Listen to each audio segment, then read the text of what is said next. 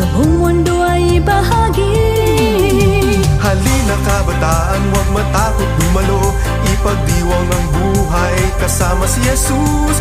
Lakas at talino mo ang king pagtibayin, salitahan